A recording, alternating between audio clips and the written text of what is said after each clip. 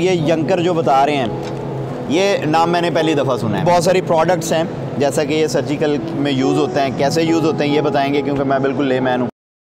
अस्सलाम वालेकुम जी, मैं काशिफ अली और हम लोग लाहौर एक्सपो सेंटर में मौजूद हैं, जहाँ पर मुख्तलिफ़ किस्म की मेडिकल डिवाइसेस के बारे में एग्ज़िबिशन चल रही है। तो मेरे साथ मौजूद हैं अदील अहमद साहब, ये हमारे कस्टमर भी हैं। तो फॉर्चुनेटली मैं एग्ज़िबिशन में आया और ये मुझे मिल गए। तो इनकी बहुत सारी प्रोडक्ट्स हैं, जैसा कि ये सर्जिकल में यूज़ होते हैं, कैसे यूज़ होते हैं ये बताएंगे, क्योंकि मैं बिल्कुल लेमैन हूँ, मुझे इनके बारे में नहीं पता। अदील भाई बताइएगा अपनी प्रोडक्ट्स के बारे में। बिस्मिल्लाहिर्रहमानिर्रहीम। बहुत शुक्रिया सर जी, आप हमारे बूथ पे तशरीफ़ लाए और आज मुलाकात भी हो गई। इससे पहले तो कस्टमर हम आपके हैं ही। तो अच्छा, सबसे पहले सर जी इसके बारे में मैं आपको चीज़ बता दूं, ओवरव्यू। ये इसको हम अपनी मेडिकल लैंग्वेज में ESU पेंसिल भी कहते हैं, इसको हम इलेक्ट्रोसर्जिकल सही पेंसिल भी है, इसको हम डायथर्मी लीड भी बोलते हैं। यानी डिफरेंट आगे इसकी जो है ना वो टर्म्स यूज़ होती है। इसको यूज़ कहाँ पे करते हैं?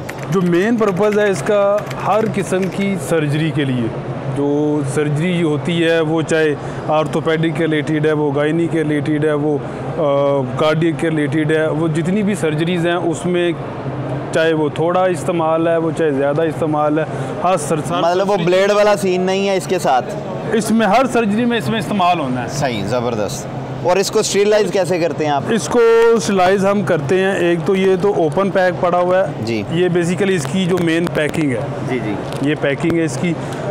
इसके अंदर हम इसको पैक करते हैं। सबसे पहले तो जब इसकी मैन्युफैक्चरिंग होती है तो वो सारी प्रिकॉशंस वो हम इसको इस्तेमाल करते हैं। उसके बाद पैक करने के बाद इसको हम करते हैं EO स्टेरिलाइज, सही, एथिलीन ऑक्साइड गैस के थ्रू इसको स्लाइस करते हैं। सही। उसके बाद जब ये एंड यूज़र के पास जाती है, इसका मेन पर्पज़ क्या है, तरीका का इस्तेमाल क्या है, कि इसकी थोड़ी सी हिस्ट्री है जो मैं आपको पहले बता दूं कि हिस्ट्री है कि इससे पहले पुराने वक्तों में जब ये किसी पेशेंट का, किसी मरीज़ का ऑपरेट होता था तो उसको जिस जगह पे उन्होंने कट लगाना था तो वो ब्लेड के साथ उसको कट लगाते थे।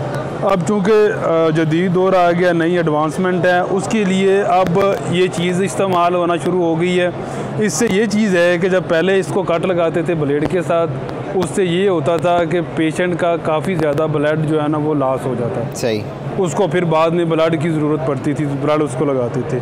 अब इसकी वजह से यूज़ करने से ये होता है कि जब आप जिस जगह पे कट लगाते हैं वो हिस्सा जो है ना वो साथ साथ एक मसाम जो उसके होते हैं ना वो बंद हो जाते हैं। यानी जो खून जो निकलना, जो उसका खून जो निकलता है ना वो बंद हो जाता है, मतलब उसका ब्लड ज़ाया नहीं होता। ज़बरदस्त हो गया। और एक ये और प्रोडक्ट है आपकी, ये भी उसी पर्पज़ के लिए ही सर्जरी में ही इस्तेमाल होती है। ये होता है जब आप पेशेंट किसी जगह पे वो ऑपरेट कर रहे हैं, सर्जरी कर रहे हैं ना, तो वो जो ब्लड निकलता है, जो भी निकलता है, उसको साफ़ करने के लिए ये वाली चीज़ है। अब उसको सक करना है, पीछे सक्शन मशीन लगी हुई होती है, उस जगह को सक करने के लिए जिस जगह पे एक सर्जन ने आगे ऑब्ज़र्व करना है कि किस जगह पे उन्होंने क्या काम। ये भी पेट का बनता है, ये किसका बनता है?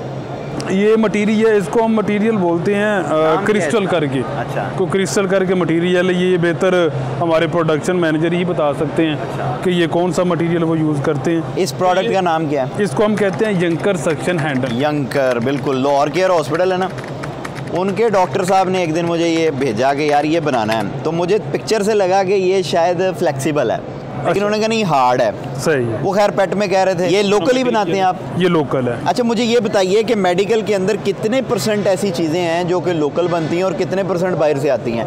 Average idea. एवरेज आइडिया इसका, अब मेडिकल में जो प्लास्टिक के रिलेटेड जो चीज़ें हैं ना वो क्वांटिटी उसकी तो हज़ारों में ऐसी चीज़ें हैं जो बाहर से आ रही हैं और लोकल नहीं बनती आ रही हैं। और जो लोकल पाकिस्तान में जो बन रही है ना, अभी से स्टार्ट हुआ है, स्टार्ट हो रहा है आस्ता आस्ता। लोग जो है ना वो लोकल मैन्युफैक्चरिंग की तरफ से आ रहे हैं, लोकल मार्केट की तरफ से आ रहे हैं। अब अभी भी आप ये समझ लें कि कोई 10 से 20% ऐसी चीज़ें हैं जो इससे पहले बाहर से मंगवा रहे थे, अब लोकल पाकिस्तान में। अच्छा, ये पूरा पैकेट कितने का कीमत इसकी आइडिया के तौर पे? आइडिया ये डिपेंड करता है डिमांड के ऊपर और जो जिसकी ट्यूब है ना उसकी लेंथ के ऊपर डिपेंड नहीं, वैसे ये एक सैंपल है ना, एक सैंपल है ना। अब ये चीज़ अब हम कह रहे हैं कि ये 150 रुपये की है, 150 रुपए की आप बेच देते हैं। 150 की है। सही। और यही अगर इंपोर्ट हो तो मेरे ख्याल 1000-1500 रुपए की पड़ेगी, नहीं इतना डिफरेंस नहीं है ये, क्योंकि ड्यूटीज़ बढ़ती हैं, डॉलर में आप लेते हैं। 200 के राउंड अबाउट होती है, लेकिन ये भी डिपेंड करता है कि जो इंपोर्टर है, अब चाइना में रेट होता है क्वांटिटी का।